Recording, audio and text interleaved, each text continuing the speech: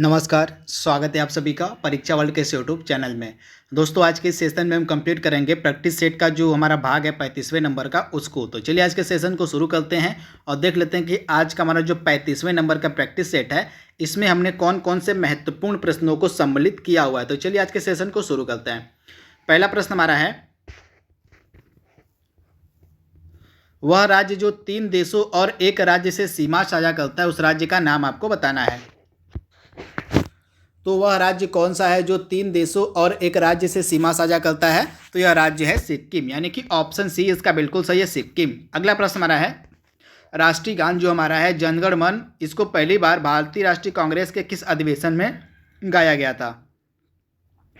तो भारतीय राष्ट्रीय कांग्रेस का जो 1911 में अधिवेशन हुआ था, इस अधिवेशन में जो है पहली बार राष्ट्रगान को गाया गया था। तो आप इसे ध्यान दीजिएगा, भारतीय राष्ट्रीय कांग्रेस का जो 1911 में अधिवेशन हुआ था, इस अधिवेशन में जो है पहली बार राष्ट्रगान को गाया गया था। तो ऑप्शन ए इसका बिल्कुल सही है। अगला प्रश्न हमारा है, कथकली जो है किस राज्य का शास्त्रीय नृत्य है? आपको बताना कि जो कथकली है यह किस राज्य का शास्त्रीय नृत्य है। तो केरल का शास्त्रीय नृत्य आपको मिलेगा कथकली, यानी कि ऑप्शन बी इसका बिल्कुल सही है। केरल का जो शास्त्रीय नृत्य है उसको हम कथकली के नाम से जानते हैं। कथकली के अलावा केरल का एक और शास्त्रीय नृत्य है मोहिनी अट्टम। क्या है? मोहिनी अट्टम। केरल के 2 शास्त्रीय नृत्य हैं, क्लासिकल डांस है, एक आपका हो गया कथकली और एक है मोहिनी अट्टम। तो दोनों आपको याद रखना है। वहीं अगर हम तमिलनाडु की बात करें तो तमिलनाडु का शास्त्रीय नृत्य आपको मिलेगा भरतनाट्यम। क्या है? भरतनाट्यम जो है यह तमिलनाडु का शास्त्रीय नृत्य है। वहीं अगर हम आंध्र प्रदेश की बात करें तो आंध्र प्रदेश का शास्त्रीय नृत्य आपको मिलेगा कुचिपुड़ी। कुचिपुड़ी जो है यह आंध्र प्रदेश का शास्त्रीय नृत्य, आप नोट डाउन कर लीजिएगा। जो कुचिपुड़ी है यह आंध्र प्रदेश का शास्त्रीय नृत्य है। और उत्तर प्रदेश का शास्त्रीय नृत्य कौन सा है? तो कथक। आप ध्यान दीजिएगा, उत्तर प्रदेश का शास्त्रीय नृत्य है कथक। तो चारों राज्यों के शास्त्रीय नृत्य आपको पता होने चाहिए। केरल के 2 शास्त्रीय नृत्य हैं, क्लासिकल डांस है, एक हो गया आपका मोहिनी अट्टम और दूसरा आपका हो गया कथकली। आंध्र प्रदेश का एक क्लासिकल डांस है कुचिपुड़ी, तमिलनाडु का भरतनाट्यम क्लासिकल डांस है और उत्तर प्रदेश का कथक जो है यह क्लासिकल डांस है। अगला प्रश्न हमारा है, गोल क्रांति यानी कि राउंड रेवोल्यूशन, इसका जो है संबंध किसके उत्पादन से है? तो राउंड रेवोल्यूशन का जो संबंध है किसके उत्पादन से है? तो राउंड रेवोल्यूशन का संबंध आपको मिलेगा आलू के उत्पादन से, यानी कि ऑप्शन जो इस प्रश्न का हमारा बी है बिल्कुल सही है, आलू के उत्पादन से संबंधित है। क्या? तो गोल क्रांति। अगला प्रश्न हमारा है, निम्न में से किस एक्ट के तहत जो है कलकत्ता में सुप्रीम कोर्ट की स्थापना की गई थी? तो कौन से एक्ट के तहत जो है कलकत्ता में सुप्रीम कोर्ट की स्थापना की गई थी? तो 1773 का जो रेगुलेटिंग एक्ट था, ऑप्शन ए इसका बिल्कुल सही है। 1773 का जो रेगुलेटिंग एक्ट था, इस एक्ट के तहत जो है कलकत्ता में सुप्रीम कोर्ट की स्थापना की गई थी। तथा जब सुप्रीम कोर्ट की स्थापना की गई थी उस समय इसके पहले न्यायाधीश बने थे एलिजा इम्पे। इनका नाम इंपॉर्टेंट है, एलिजा इम्पे इसके पहले न्यायाधीश थे। इनके बारे में आपको याद रखना है। अगला प्रश्न हमारा है, निम्न में से कौन भारत का अंतिम गवर्नर जनरल तथा भारत का प्रथम वायसराय बना था? तो भारत का अंतिम गवर्नर जनरल और भारत का प्रथम वायसराय था लॉर्ड कैनिंग, यानी कि ऑप्शन सी इसका बिल्कुल सही है। 1857 की क्रांति के बाद जो है गवर्नर जनरल का पद भारत में समाप्त करके जो है वायसराय का पद लाया गया था। तो जब 1857 की क्रांति हुई थी तो उस समय भारत का गवर्नर जनरल था लॉर्ड कैनिंग। जैसे ही क्रांति समाप्त होती है, क्रांति के बाद जो है 1858 ईस्वी में जो है गवर्नर जनरल का पद समाप्त कर दिया जाता है और इसके स्थान पे जो है वायसराय का पद लाया जाता है। तो भारत का पहला जो वायसराय था लॉर्ड कैनिंग ही बनता है। अगला प्रश्न हमारा है, सरोजनी नायडू को जो है नाइटिंगेल ऑफ इंडिया किसने कहा था? तो सरोजनी नायडू को जो है नाइटिंगेल ऑफ इंडिया कहा था महात्मा गांधी ने। तो ऑप्शन इसका बी बिल्कुल सही है, महात्मा गांधी ने जो है सरोजनी नायडू को नाइटिंगेल ऑफ इंडिया कहा था। तो आप इसे याद रखिएगा। वहीं जो सुभाष चंद्र बोस थे, इन्होंने महात्मा गांधी को क्या कहा था? राष्ट्रपिता। जो सुभाष चंद्र बोस थे ये महात्मा गांधी को इन्होंने राष्ट्रपिता कहा था। तो इनके बारे में आपको याद रखना है। तथा महात्मा गांधी को महात्मा किसने कहा था? तो महात्मा गांधी को महात्मा किसने कहा था? तो रविंद्रनाथ टैगोर ने जो है महात्मा गांधी को महात्मा कहा था। तो इनके बारे में आपको याद रखना है। तथा जो दादा भाई नौरोजी हैं, इनको जो है grand old man of India यानी कि भारत के पितामह कहा जाता है। तो इनके बारे में आपको याद रखना है। तथा ये जो दादा भाई नौरोजी थे, इनके द्वारा जो है 3 बार कांग्रेस अधिवेशन की अध्यक्षता की गई थी। एक बार 1886 ईस्वी में, एक बार 1886 ईस्वी में, एक बार 1906 ईस्वी में, और तीसरा जो डेट है मुझे याद नहीं आ रहा है, याद आ जाएगा तो मैं आपको बता दूंगा। तो पहली बार इन्होंने कांग्रेस की अध्यक्षता की थी 1886 ईस्वी में, दूसरी बार इन्होंने की थी 1906 ईस्वी में। अगर आपको पता है कि तीसरी बार इन्होंने कब कांग्रेस के अधिवेशन की अध्यक्षता की थी तो आप कमेंट बॉक्स में इसको बताइएगा। इसके बाद अगला प्रश्न हमारा है ट्राइस्ट विथ डेस्टिनी, निम्न में से यह क्या है? तो ट्राइस्ट विथ डेस्टिनी क्या है? तो यह जो ट्राइस्ट विथ डेस्टिनी है यह क्या है? तो यह एक भाषण है। क्या है? यह एक भाषण है। ट्राइस्ट विथ डेस्टिनी आप याद रखिएगा, यह जो ट्राइस्ट विथ डेस्टिनी है यह एक भाषण है जो दिया गया था किसके द्वारा? तो पंडित जवाहरलाल नेहरू के द्वारा दिया गया था यह भाषण, जिसको नाम दिया गया था ट्राइस्ट विद डेस्टिनी, आप इसे याद रखिएगा। तथा यह जो भाषण था दिया गया था जब हमको आज़ादी मिली थी 15 अगस्त के दिन, उस समय जो भाषण दिया गया था पंडित जवाहरलाल नेहरू के द्वारा, उस भाषण को कहा गया था ट्राइस्ट विद डेस्टिनी। अगला प्रश्न हमारा है भारत का सर्वाधिक आबादी वाला द्वीप कौन सा है? भारत का जो सर्वाधिक पॉपुलस यानी कि सर्वाधिक आबादी वाला जो द्वीप है आपको मिलेगा माजुली द्वीप, तथा यह जो माजुली द्वीप है यह आपको मिलेगा किस पे? तो ब्रह्मपुत्र नदी पे, आप याद देखिएगा ब्रह्मपुत्र नदी पे यह है माजुली द्वीप, तथा यह भारत का सर्वाधिक जो है आबादी वाला नदी द्वीप है, तो इसे भी आप ध्यान दीजिएगा। अगला प्रश्न हमारा है गुरु शिखर जो है पर्वत चोटी यह किस राज्य में अवस्थित है?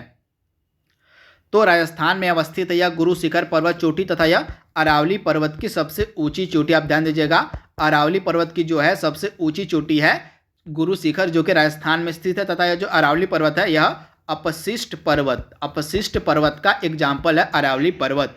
अगला प्रश्न हमारा है विश्व जल संरक्षण दिवस प्रतिवर्ष कब मनाया जाता है?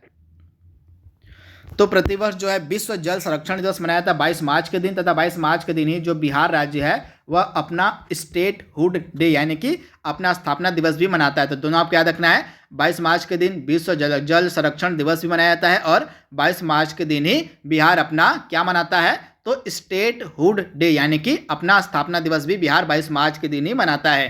अगला प्रश्न हमारा है ग्लोबल 500 पुरस्कार क्यों प्रदान किए जाते हैं? तो ग्लोबल 500 जो पुरस्कार यह क्यों दिया जाता है? तो पर्यावरण प्रतिरक्षा के लिए जो है ग्लोबल 500 पुरस्कार दिया जाता है। तो ऑप्शन सी इसका बिल्कुल सही है, पर्यावरण प्रतिरक्षा हेतु। अगला प्रश्न हमारा है भारत के राष्ट्रपति पर महाभियोग चलाने के लिए कम से कम कितने दिन पूर्व की सूचना देनी आवश्यक होती है? तो अगर भारत के राष्ट्रपति के ऊपर महाभियोग यानी कि इम्पीचमेंट अगर आपको चलाना है तो कम से कम 14 दिन पूर्व की सूचना देनी आवश्यक होती है, तथा आर्टिकल जो है इम्पीचमेंट से रिलेटेड है 61 यानी कि अनुच्छेद 61 के तहत जो है भारत के राष्ट्रपति के ऊपर जो है महाभियोग चलाया जा सकता है। अगला प्रश्न हमारा है भारत की संविधान सभा का संवैधानिक सलाहकार कौन था? तो भारत की संविधान सभा का संवैधानिक सलाहकार बनाया गया था BN राव को, तो ऑप्शन इसका बी बिल्कुल सही है, BN राव। अगला प्रश्न हमारा है भारत का उपराष्ट्रपति अपना त्यागपत्र किसको संबोधित करके देता है? तो भारत का जो राष्ट्रपति होता है ये अपना त्यागपत्र देता है किसको? तो राष्ट्रपति को, यहाँ पे होगा। तो भारत का जो उपराष्ट्रपति होता है ये अपना त्यागपत्र देता है राष्ट्रपति को, तथा राष्ट्रपति अपना त्यागपत्र देता है उपराष्ट्रपति को, तो दोनों आपको याद रखना है। अगला प्रश्न हमारा है संविधान के किस संशोधन के द्वारा जब मतदान की जो आयु थी 21 वर्ष से घटाकर 18 वर्ष कर दी गई थी? तो यह संविधान संशोधन किया गया था 61वां संविधान संशोधन। इसी के तहत जो है भारत में मतदान की जो उम्र थी उसको 21 वर्ष से घटाकर 18 वर्ष कर दिया गया था। अगला प्रश्न हमारा है समुद्र में प्लवन करते हुए आइसबर्ग का कितना भाग समुद्र की सतह के ऊपर रहता है? तो समुद्र में प्लवन करते हुए आइसबर्ग का जो है 1/9वां हिस्सा 1/9 जो पार्ट होता है वह समुद्र की सतह के ऊपर होता है, तो ऑप्शन ए इसका बिल्कुल सही है। अगला प्रश्न हमारा है किसी वस्तु का 3 डायमेंशनल यानी कि त्रिविमी चित्र लेने के लिए जो है किसका उपयोग किया जाता है? तो किसी वस्तु का 3 डायमेंशनल यानी कि त्रिविमी चित्र लेने के लिए जो होलोग्राफी का इस्तेमाल किया जाता है, तो ऑप्शन इसका जो बी है बिल्कुल सही है, होलोग्राफी। अगला प्रश्न हमारा है किसी तारे का रंग क्या प्रदर्शित करता है? तो किसी तारे का जो रंग होता है प्रदर्शित करता है उसका ताप यानी कि उसका टेम्परेचर, यानी कि ऑप्शन इसका जो है बी बिल्कुल सही है। अगला प्रश्न हमारा है निम्न में से किस रंग का सबसे लंबा तरंगदैर्ध्य है यानी कि वेवलेंथ है? तो लाल रंग इसका राइट आंसर हो जाएगा। लाल रंग की जो वेवलेंथ होती है, जो तरंगदैर्ध्य होती है, वह सबसे लंबी होती है। अगला प्रश्न हमारा है निम्न में से कौन सा पेट्रोलियम परिष्करण का उपोत्पाद है? तो एस्फाल्ट इसका राइट आंसर हो जाएगा, एस्फाल्ट। अगला प्रश्न हमारा है, वर्षा की बूंद गोलाकार होती है किसके कारण? तो वर्षा की बूंद की गोलाकार जो आकृति होती है वह किसके कारण होती है? तो पृष्ठ तनाव यानी कि सरफेस टेंशन के कारण जो है वर्षा की जो बूंद होती है वह गोलाकार आकृति की होती है। अगला प्रश्न हमारा है, इसरो यानी कि भारतीय अंतरिक्ष अनुसंधान संगठन द्वारा जो है 2020 में छोड़ा गया पहला उपग्रह कौन सा था? तो इसरो के द्वारा जो है 2020 में छोड़ा गया पहला उपग्रह था GSAT-30। इसको जो है फ्रेंच गुयाना से छोड़ा गया था। कहाँ से? तो फ्रेंच गुयाना से छोड़ा गया था इस उपग्रह को, जो कि इसरो द्वारा छोड़ा गया 2020 का पहला सैटेलाइट था GSAT-30। अगला प्रश्न हमारा है, हाल ही में किस राज्य के हुबली एयरपोर्ट को जो है बेस्ट उड़ान एयरपोर्ट घोषित किया गया है? तो हुबली एयरपोर्ट आपको मिलेगा कर्नाटका राज्य में, जिसको जो है बेस्ट उड़ान एयरपोर्ट घोषित किया गया। तो राइट आंसर आपका हो जाएगा कर्नाटका। अगला प्रश्न हमारा है, विश्व जनसंख्या दिवस प्रतिवर्ष कब मनाया जाता है? तो प्रतिवर्ष जो है विश्व जनसंख्या दिवस मनाया जाता है कब? 11 जुलाई के दिन। आप ध्यान दीजिएगा, 11 जुलाई के दिन जो है प्रतिवर्ष विश्व जनसंख्या दिवस को मनाया जाता है। अगला प्रश्न हमारा है, हाल ही में किस राज्य सरकार के द्वारा जो है दूध और डेयरी उत्पादों की शुद्धता सुनिश्चित करने के लिए एक अभियान चलाया गया था, जिसका नाम था प्योर फॉर श्योर? तो आपको बताना है कि यह जो प्योर फॉर श्योर अभियान है किस राज्य सरकार के द्वारा चलाया गया है? तो यह अभियान चलाया गया था राजस्थान की गवर्नमेंट के द्वारा। तो ऑप्शन इसका भी बिल्कुल सही है, राजस्थान। अगला प्रश्न हमारा है, हाल ही में किस देश ने कोड़े मारने की सजा को खत्म कर दिया है? तो कोड़े मारने की जो सजा है यह खत्म कर दी गई है संयुक्त अरब मतलब सऊदी अरब के द्वारा। तो ऑप्शन इसका ए बिल्कुल सही है, सऊदी अरब।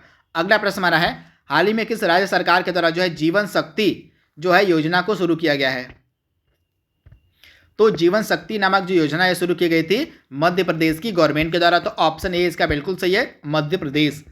अगला इंपॉर्टेंट प्रश्न हमारा है, मलाला दिवस प्रतिवर्ष कब मनाया जाता है?